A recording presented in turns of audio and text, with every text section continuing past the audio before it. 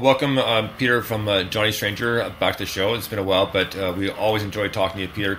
And like I said, I've listened to this album a few times, so thank you very much for sending me a preview of it, because, man, I don't even know where to start. I mean, I listened to it one more time today, probably about an hour and a half before the show started, just like I listened to it one more time to hear a few more things if I missed anything. But, dude, well, thank you so much. Well, I think my first question is because last time we talked, you were signed on for, I believe you said 6 albums for Johnny Stranger? Yeah, there will ultimately be 13 is my plan. Nice. Yeah. Wow. Which I think means, because this is, the Mechanical Clouds, the record that's going to be coming out soon, is technically the 6th Johnny Stranger record. Although not all of them are available online right now. Right. But eventually, I'll get around to it. Yeah. Well, man, I have to ask you with this album in specific because, I mean, the last album was really good and a different vibe to it. This one seemed to have a little bit more of a darker vibe than the last one. Was that pre-planned, or it just kind of came together that way? I tend to like group a lot of songs together based on mood or sort of just theme. And this record, Mechanical Clouds, was largely written at a time when I moved to Boston. I moved to Boston from Washington State, which is where Johnny Stranger started. And when I moved, it was to pursue Johnny Stranger because the drummer was out there to go to Berklee College of Music. Right. So I moved my whole life out there, and within like a month or two of arriving, the drummer quit. Oh.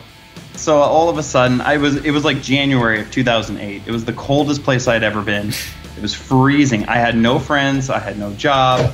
I didn't know anybody in Boston. So it was pretty, it was hard. It was a really hard time for me. And I stayed for a couple of years and rebuilt the band, got new members, and wrote this album. A lot of this was written when I was just wandering around Boston at night. And I would just write it in my head. A couple of years is a long time to... I mean, fair play to stick that out. Yeah, it just felt like something I had to do. I could have easily have just gone back to Washington where I had been before, but I don't know. Now I have no idea why I stayed. I should have. With Boston, I can vouch for the heat, but the cold is kind of matches what Montreal weather like, because they're it's during the summers it's muggy, so it's like 110 in the shade, and then during the winter it's like it's below 32 and then like way below, and it's brutal because it cuts right through. It gets so damp, right? So it's damp in the winter and humid in the summer. It's like, oh come on, like there's got to be some break here somewhere. So I totally feel it. So I know what you mean by the cold, and I'm used to it, but not used to it. You know what I mean? I've been doing it for years, but still, I get it. It can be bitter sometimes. Like we've hit minus 40 Celsius like a few winters in a row, like for 2 weeks straight. Oof, that's awful. Yeah, so I get it. And you're triple whaling, right? Triple layering, excuse me. So. Yes, always. Yeah, I had like long johns underneath, and then sweaters, and then jackets, and I was still cold. Well, with this album, Peter, there's a lot of different influences I picked up, which may not necessarily been your goal, but there was a couple near the end where it really kind of gave me a feel of like a little bit of Tool in there, but a little bit of like older, like early 90s grunge, and partially a little bit of the Breeders in there too. So it's and the Pixies. So it's, I know they're both kind of connected, kind of somewhat sort of because of Kim Deal and stuff, but just great stuff. And I have to wonder that I know you said you wrote most songs walking around Boston, but musically, what was the kind of the push or the influence or the inspiration to kind of say, okay, I'm going to do songs this way and this way specifically? Good question. When I think the very first idea I had that would become this record was the song Bones, and pretty soon after that 10,000 Arrows, And those both seem to match some sort of an energy that were similar to each other. So those were sort of the starters. And I remember listening a lot to the Mars Volta. They had a record called Bedlam and Goliath. Oh, man. That was kind of, Yes. Please. And I wouldn't necessarily... Yeah, I love that record a lot. I still listen to that all the time. But also, funny enough, I was listening to Jethro Tull's Thick as a Brick. Oh, no way. Yeah. Wow, nice. Which... yeah, I guess maybe there's a little bit of that in the way that, like, when I'm trying to be, like, the songs are longer or I'm trying to be a little bit more progressive, that's sort of similar. There was also probably one of the biggest inspirations, though, was a local band that I saw live a few times called Kid Napkin. Okay. And they've long since broken up, but that record, they put out a record while I was there, and it was very influential in terms of, like, the guitar sound. And the guitarist in that band, who later went on to play with Avril Lavigne, funny enough, wow. His chords were just so jazzy and so, like, amazing that I definitely tried to do something similar. That's awesome. Like, because in my mind, I had At the Drive-In, which is obviously directly related to the Mars Volta. Same guitarist. Oh yeah. Mm-hmm. Yeah, exactly. And the Jethro Tull thing is fascinating because there's definitely a proggy thing going on. I mean, Jethro Tull's a fascinating band anyway because everyone loves a different album, right? Like mine is Minstrel in the Gallery. I just love Minstrel in the Gallery. I couldn't tell you why. I just think it's amazing. I adore it. You ask anyone else and they'll go, I like this one, and someone else will go, I like this one, and someone else will go, so it's just like, yeah, everyone's got their one. But now that you say it, it's like, yeah, I can absolutely hear that Jethro Tull influence in that as well. That's amazing. But yeah, it's a really cool mix, man. Just the overall sound and everything. Obviously, I haven't heard the local band, but please do send songs, by the way. But it's a really, really good kind of vibe. It just feels, fun to listen to and interesting, and it keeps your interest. And the longer song, it's kind of like, I want to hear what happens next, and it just thank you. Yeah, which is really cool. And I've only dipped in and out of I can't remember when you sent it to me, Bonesy, not long ago, but I've only dipped in and out, and I'm just like, wow, I'm going to spend a lot of time with this album. That's cool. Well, with the songs, like the most recent song I put out was 10,000 Arrows, and that's a longer song. I think it's like 6 minutes long. But I always try to keep those. They're not long in the way that they just repeat nonstop. No. Usually I'll cram more songwriting or more new ideas into the longer ones, which is kind of like what the Mars Volta did. I also get that from the Smashing Pumpkins. When they do it, I think they're masterful at it. Absolutely, no, 100% agree. Just ask you quickly here. So is 10,000 Arrows the next single? It's already out? It just came out a couple days ago, like a week ago maybe. Yeah. Okay, because I did have Bury Me. Bones, but it's okay. I got their single ready to go, so we're going to play it, so no problem. So we're good to go there. Cool. But just to back up here on the Mars Volta, just because you mentioned Bedlam and Goliath, and Mike and Belches, I mentioned this many times, that the song Goliath is amazing. I know it's about 8 minutes long, but the video is so funny where they stop for traffic and they come back and they're all in different positions. So Cedric's on drums, Omar's playing keyboards or whatever. But I've seen them live, and another local band called Bodhi Jar, who they their sound's amazing, but they definitely had heavy Mars Volta influence, and that's cool. They actually covered Goliath, and man, hats off to him, because wow, he did an amazing job. I was blown away. The first time I ever seen a Mars Volta song covered, and they just nailed it. That sounds like an impossible feat. Yeah, but they nailed it, and even though the video it was like sad, sad, sad, loud. It's like oh my god, they did a great job. Band's called Bodhi Jar, and they just nailed it. I love that name.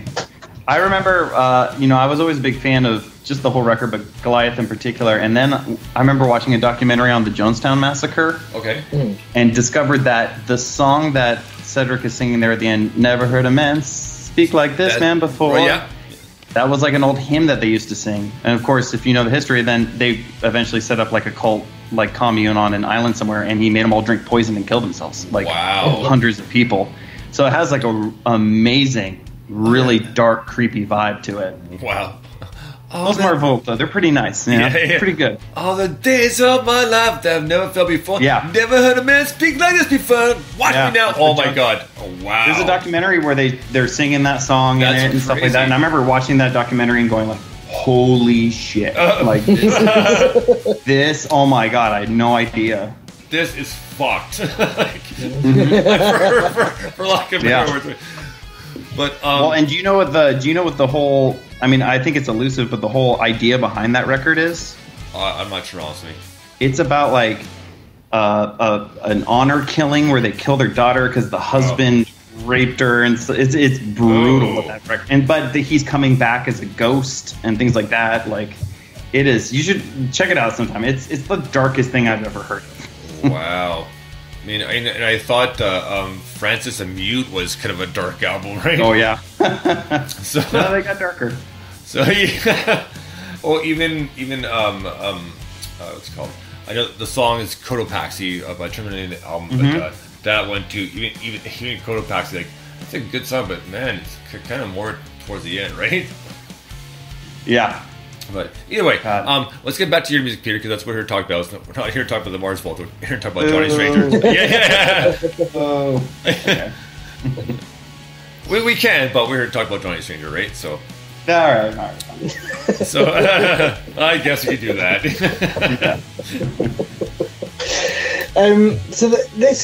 So based on what you were saying, this is actually written quite a long time ago now, right? It must be 2009, 10-ish, 8, 9, 10, something like that, right? Where you were there? Yeah. The majority of the songs were written around then. So when are they recorded? Are they recorded more recently, or?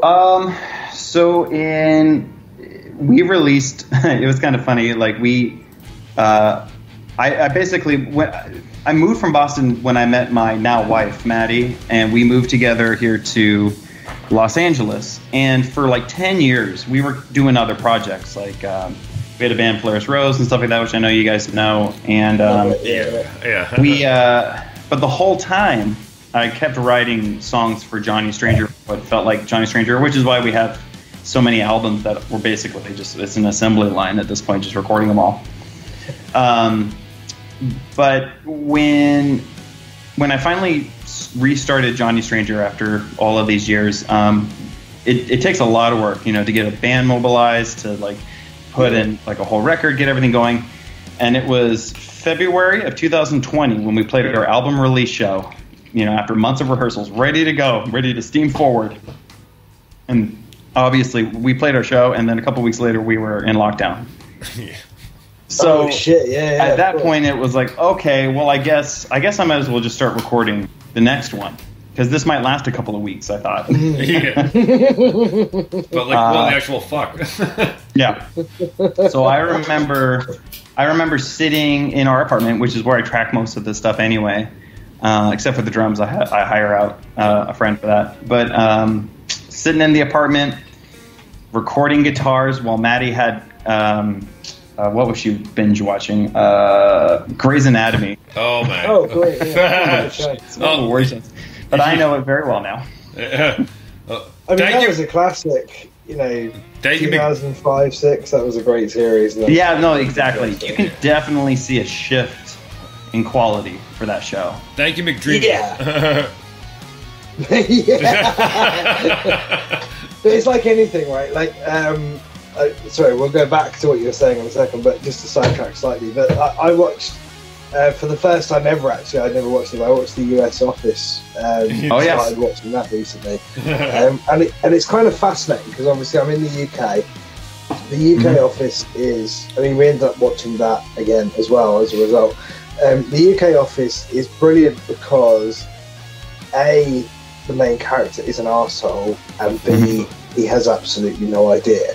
And he's just the moments of awkwardness are so elongated, it's insane. Whereas with the US Office, he's kind of less of an arsehole, and he's more just like a idiot. Yeah, he's a kid. Like, I think he's like a child in a man's body. That's he's exactly lovable. Say. He's lovable, whereas David Brent is not lovable. And it's kind of fascinating because obviously the the purpose is different, right? The intention was always to make 10 or more series of the US office, because that's how it works over there. Whereas in the UK, we've got 2 series of 6 episodes and a 2-part Christmas special, and that's it. That's all we get. That's done. It's like 40 Towers, 2 series, 12 episodes. That's it, done. Like, and it's just like they leave it hanging, and that in itself, it like kind of resolves in the UK one in the Christmas special. But that in itself is just like, oh my god, that was. It's a different format. Whereas Grey's Anatomy, and I promise we'll get back to the music in a minute, but Grey's Anatomy, the first couple of series, I was quite hooked. I was like, this is actually really good. It's really interesting. The characters are good. You know, it's not necessarily my thing, but I get it, and I like it, and I can watch it in the same way I'd watch a soap opera and be interested. But like series 3, like, they're really trying to find ways to drag this out. I'm so dumb. Well, I remember they did like a whole bit where like the main character, what was her name, Meredith? Like she was dreaming of an ex-lover who had died. But they were having like heavenly celestial connections. I just thought that was outside of like the world in a weird way. It's like, no, this is a weird sci-fi plot now. It's just like they do anything to go kind of just drag it out a few more seasons. But anyway, sorry, so back to the music. So that's in the background. This is music. Yeah. That's in the background, but also fascinatingly to me, what you just said, although we talked briefly about Boston and you're kind of like, I don't know why I was there, but you met your wife there, so that's awesome. Oh, I did, yeah. Like, that was absolutely. Well, I mean, Maddie, you know, she changed my life. I mean, now we still work on music together, and we have a record label that's doing super well, and you know, we're really a team. It's awesome. And do you want to plug the label and tell us a bit about the label? Oh yeah, I mean, we're called Shark Attack Records. On the one hand, we release music and work with some artists, and on the other hand, we do label services for folks, which is, you know, if you want to retain the rights to your music and you don't want anyone trying to take your royalties and stuff on the back end, you can hire us, and we'll do all the jobs that a label would give for you: marketing, project management, social media coaching, stuff like that. Nice. That's a really interesting way to put that, because I see a lot of label services things where I'm like, oh, I don't know. But actually, the way you just put that makes me think, oh, that's quite cool. Yeah. Thinking about it, right? Yeah, exactly. Yeah. Well, you know what? We're gonna get the song in a minute, but I have to say, when I first interviewed Peter Manning for Polaris Rose, it was funny because it's kind of been an ongoing joke for a number of years. Is what Maddie wants, Maddie gets. Oh God, that's true. Yeah. But honestly, she's a treasure. So Pete, you're a very lucky man, and like from the interviews we had, you guys were fantastic. So, but thank you. But so, go ahead. Sorry, mate. I was just going to say. So you mentioned earlier that there was 6 albums, and then it turned into 13. Like, can you just go into that a little bit more? I'm fascinated by that. I bet what I was saying before was that I had 6 more to go, because I've had this plan. Oh, okay. Yeah, I've had this plan for a long time.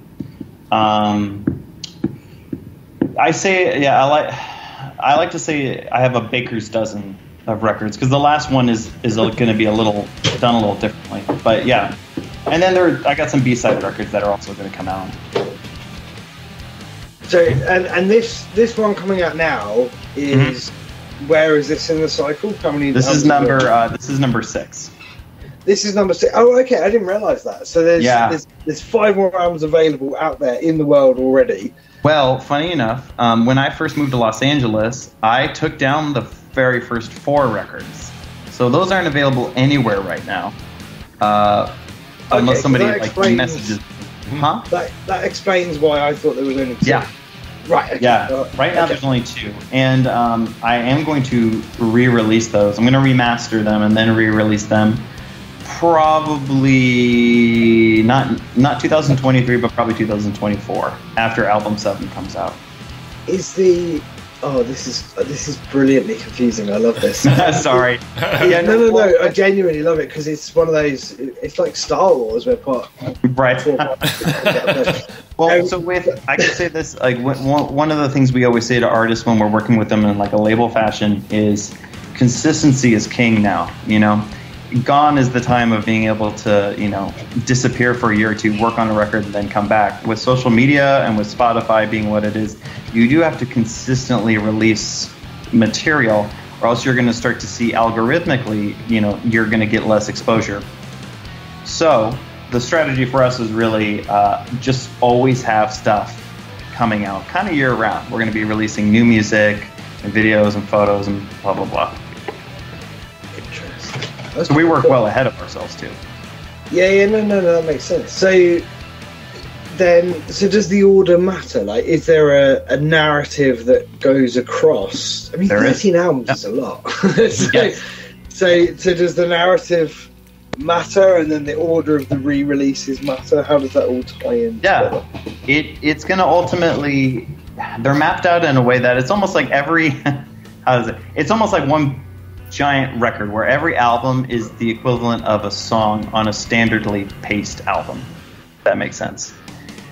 So like a lot of times you'll see on like a record, like track 8 will be probably the heaviest record or the heaviest song that you're going to find on the record. Well, that's right. Our album 8. And then oftentimes it's similar, folks will make the 9th song right after that the quietest one, and we're doing that too.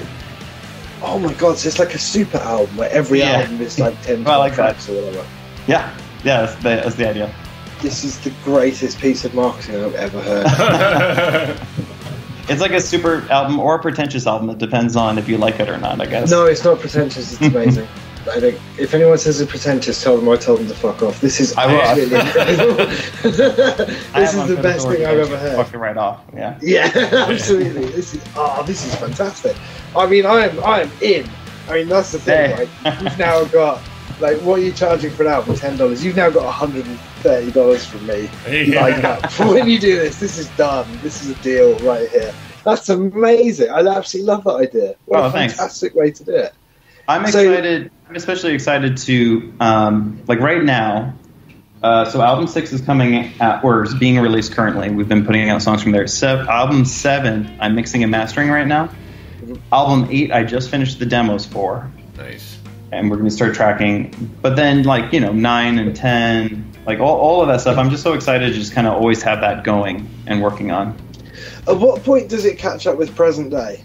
So if album 6, that's actually sort of 2 was written in 2008 to 10-ish. When are you writing? So it's kind of like I know exactly what you're saying. The present exists in everything. So for example, with Mechanical Clouds, which is 6, I started tracking that stuff in 2019, but I also started trying to write additional songs for it.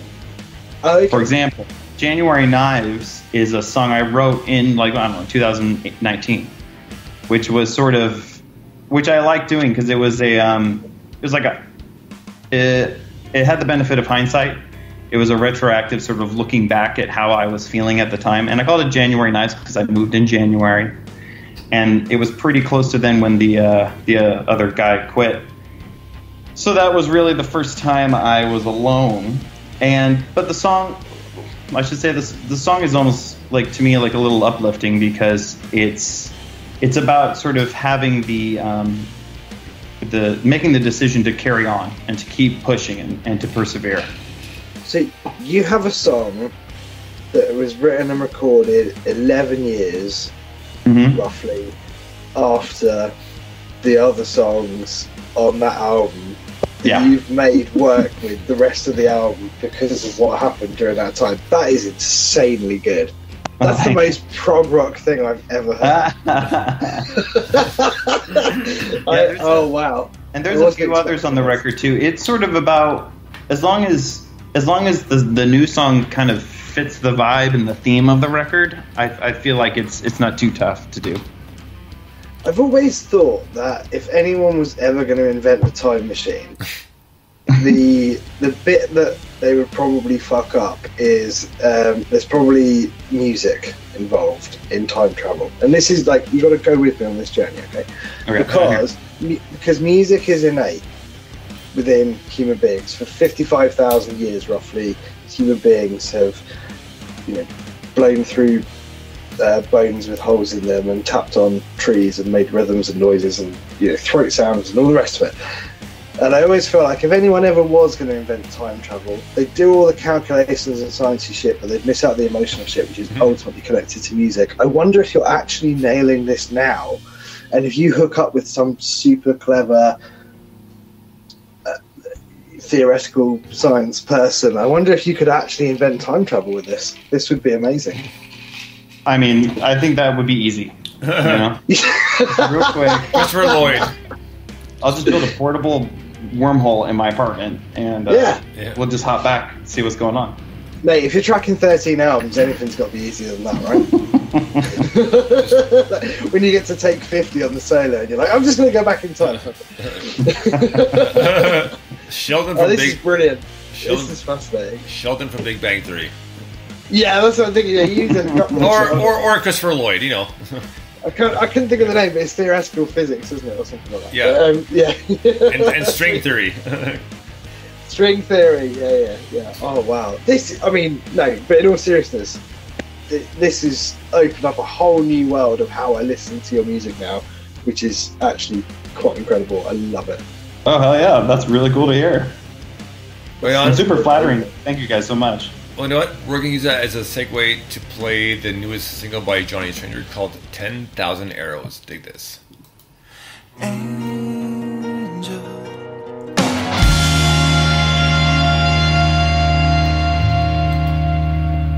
Right on. Johnny Stranger and 10,000 Arrows. Man, this is a great tune. I mentioned to you off air the bit of an old school Pumpkins taper off, like maybe Soma off a Siamese Dream. This is such a great tune. And Pete, man, I'm not even sure where to start with this one, because there's so many cool mixes and influences that just kind of just mesh so well. It just makes it hard to kind of separate, which is not a bad thing, mind you. But man, listen to this. Like I said, I got a little bit of Pumpkins in there, some prog rock taper off, so even like something like the Pixies and the Breeders again, and even just a little bit, honestly, like a touch of Radiohead in there as well. But what a great tune, man! And I'm glad you told us, because I was able to keep up so quickly. But that was a great tune. Thank you. I was really happy with how that one turned out. It's definitely a complicated one to work on. It's so good. I have so many questions. Well, I can tell you, that song actually started when a friend of mine challenged me. She said, "You never write love songs." And I was like, yeah, well, because I'm not really interested in writing those. But of course, that probably just sat in my skull for a little bit, and then that song popped out. But the song itself kind of covers the start of a relationship all the way to the end of the relationship and moving on. So it's a nice little dark little twist to it at the end. I like the way you say it covers that, because it kind of says it's not really a love song. It travels to other places. Yeah. It kind of becomes a breakup song at a certain point, and then it becomes something else. Kind of does that. Well, I had to go somewhere with it. It's just too long, I'm interested because you mentioned using a real drummer, which I think is it's not a lost art, but it's something that's becoming less often, because there are some really good kind of real takes of drummers that you can use as samples and all of that kind of stuff, and there are some great ones. I've used a couple in the past, but personally, the records I've recorded that I'm most proud of are the ones where we've had at least the drummer in the studio. I actually still really like going to a studio, but it's so practical sometimes and expensive and everything else. But obviously a lot of people record stuff at home and everything else. There's a lot of merit to having a real drummer though. There are things in there, like when he's doing the rim shots on the snare, that really add value to the song. It's very hard to replicate, in a or the sample or whatever. So I'm interested in your thoughts on that, I guess. Well, the drummer who plays on this particular record and the previous Johnny record, and actually all the Polaris Rose records, is a guy named Kyle Farrow. He's an LA local. I met him early when I moved to Los Angeles. And he's played with bands like Best Coast. He's recorded for them. And I mean, honestly, he's like everybody's go-to guy out here because he's so fucking good. And he's got a little home recording setup. I shouldn't say little. It's extensive. And he's got a great sound. So he's just terrific. The way that I tend to do all this stuff is I will, because one of my first instruments was drums. So I'll have a lot of particular ideas about drum fills and things like that. So I'll map out the song with MIDI and track some demo guitars to that so that he can hear that, and then I'll send him a version where there's no MIDI drums and he can replace them with much better performances. But then on occasion I can always A/B how the demo sounded versus what Kyle brings to the table, and they sound alive when he plays on the tracks. That's the thing. It makes a huge difference, and it's very difficult to replicate. Oh, it's and honestly, from my position with Shark Attack Records, it's like a lot of times it's just like, oh, this needs live drums so badly. It's just really unfortunate. Yeah, and I kind of, I think if you're using electronic drums and all that sort of stuff, and you're not trying to replicate a drum kit, then that's one thing. That's fine. Mm-hmm. No, I agree. That's amazing in some respects. But equally, if you're in a rock band, let's just say a straight rock band or whatever, I think it's very difficult because all those different, whether you're using the grooves or whether you're using the individual sounds and building your own groove, because that's not a person, even though it's often now recorded by a real person, which is really cool, and don't get me wrong, drums sound amazing now compared to even 5 years ago, let alone 15 years ago, in these things. Yeah. In these... Oh, did I lose you guys? Mike, I'm here, Peter. Mike? Oh, yeah, no, I'm still here. Can you hear me? Yeah, go ahead now. Sorry. Internet connection, probably. I was just saying, the person that's recorded that snare drum or whatever, in those kind of libraries, they haven't recorded it to your song. So there's some sort of feeling that's lost, which is very difficult to replicate. And I know you can do all sorts. You can add all sorts of things to them. You can remove stuff from it. You can change the velocity and everything. But it's just not. When you hear that, you go, "That's a real person drumming along to that." And it is different, isn't it? It's just a different vibe. Yeah, I prefer that personally. I like hearing real drummers. Yeah, definitely.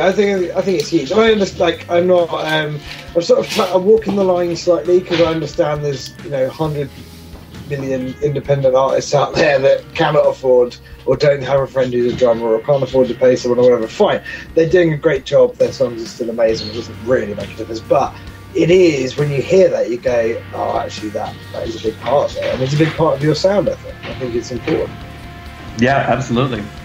Nowadays, for live, I have a different friend who plays drums with me. His name's Brad Dickert, and he was playing drums for Real Big Fish and stuff like that. Oh, no way, really? Or Save Ferris. Oh, well, still, he was there. Yeah. Cool. But so he plays, and he's actually going to be tracking album 8, and really just for the foreseeable future with me. But yeah, the camaraderie you can build with a drummer and really injecting a lot of rhythmic details and feel into everything you do. I think that's kind of the holy grail. Feels the key. The foundation. Yeah, absolutely. Brilliant, man. I absolutely love it. I'm so intrigued by this whole 13 albums Star Wars series. It's I'm glad because I think it's I'm sure for most folks it's overwhelming, or it just seems a little ludicrous. Oh man, not at all. It was so nice that you messaged me with just enough time to add it into the playlist of part 1. And then Mike was you were off, so technically Sean filled in, and Pete sent me the other album. It's like, yeah, I can do that right now, no problem. Oh, that was fantastic, man. I was on it right away. Oh yeah. As soon as I saw missing new Johnny Stranger, I was like, yep. I I'm interested. So a lot of people that listen to the podcast are music fans, and a lot of people that listen to the podcast are musicians. So for musicians, how are you marketing this? Like, with the label and through yourselves and everything, because it's a cool story and it's a cool thread, and the way you've described it is brilliant. So how are you getting that out into the world? Well, I'm talking to you guys, Obviously that's major, because millions of people hear this. It's funny, because there's sort of the smaller narrative about this particular record, which is probably what I tend to emphasize, and then there's the bigger narrative, which is something I talk about a little bit less, but it's definitely out there. I try to just share it in as many different ways as I can. Little comments online. I write blogs that, occasionally people might check out, but I just keep it. That's just what I talk about. So it's just kind of there. It's ever present. It's in the flow of the conversation. Yeah, it's in the DNA. Yeah, and I have a lot of nice folks who reach out to me. Like they'll direct message me on like Instagram and stuff like that, and I'll chat them up. And, if they ask, I'll tell them what I'm doing.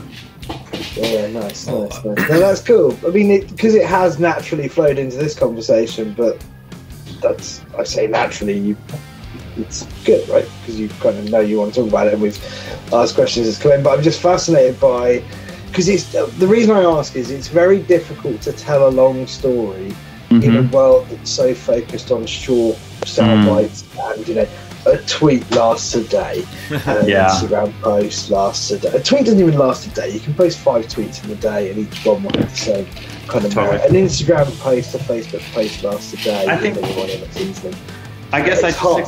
And I just expect that the conversation about the whole thing and what each album is supposed to represent and what the whole thing is supposed to represent will be a conversation like when I'm towards the end of it. Then maybe we'll talk about it a little bit more. And it's kind of weird to talk about when you're in the middle. Yeah, no, that makes sense. But stuff like this, which is long form, it's us talking and we give time and everything else, I suppose helps. But yeah, absolutely. It's difficult to get that out, in bulk, if you like. Absolutely. It's abstract too. Like a lot of the ideas are more abstract, so it makes it really tough to describe and explain.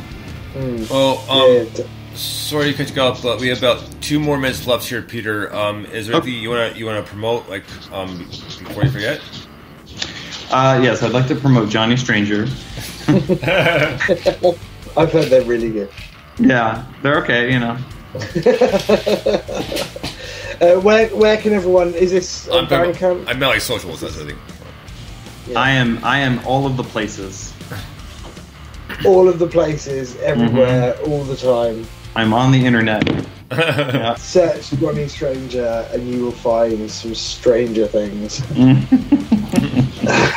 So just to rope you into that. But no, that's awesome. Honestly, I'm in. I'm so in. Well, yeah. Well, I'll send you. I should have the 7th record done in January-ish.